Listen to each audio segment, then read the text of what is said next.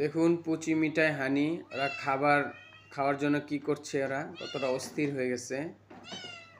অন্য সময় যখন খাবার এরকম মেখে রেখে দেওয়া হয় তখন ওরা খায় না, আর এখন খাবার শেষ আবার খাবার মাখতেছে। তো ওদের আর ধৈর্য সইতেছে না, ওরা খাওয়ার জন্য দেখেন কতটা অস্থির। তোমাদের খাবার দেওয়া হবে, আর একটু ধৈর্য ধারণ করো। মারিয়াম তুমি সরো। আর আমরা কখনোই ওদেরকে খাবারে কষ্ট দেই না, আলহামদুলিল্লাহ। সবসময় ওদের সামনে খাবার দিয়ে রাখি যেন ওরা যখন খিদে পায় তখন নিজের মতো করে নিয়ে খাইতে পারে। এই যে মিঠাই, এই তো শেষ, তোমাদের অপেক্ষার পালা শেষ। এই যে এখন খাবার চলে আসবে। হানি আসো, আসো, দাও খাবারটা দিয়ে দাও।